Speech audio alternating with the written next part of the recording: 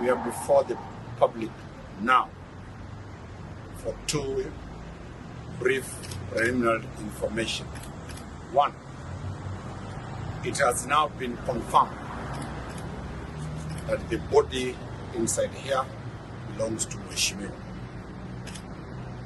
Proper identification has been done as provided by the law. Two members of the family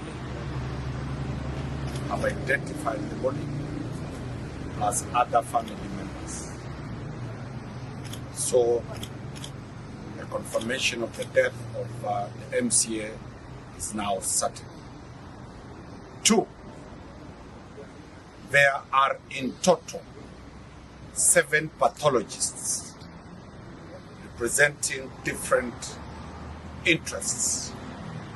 One, the government chief pathologist representing the government, Dr. Johannes Edward, is leading the team.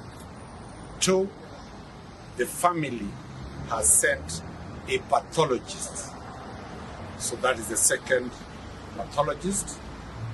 Third, the hospital AR, where the incident either happened partially or where he was pronounced dead, they have sent a pathologist AR facility. Fourth, the County Assembly of Nairobi has sent a pathologist who is present. Sixth or fifth?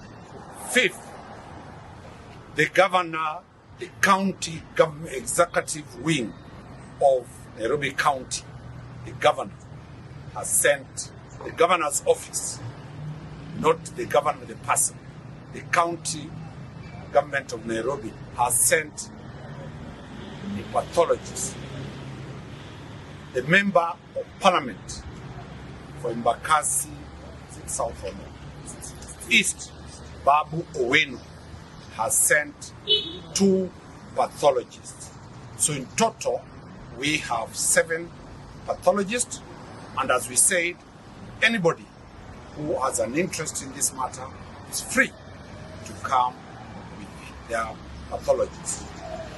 Alongside the pathologists, there are more than 15 experts from the DCI, from the government analyst, from the forensics part, and the scenes of crime.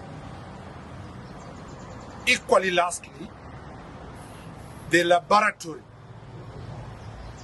There is a representative of a lab that has been sent here to come and take samples. We shall be updating you as the progress goes.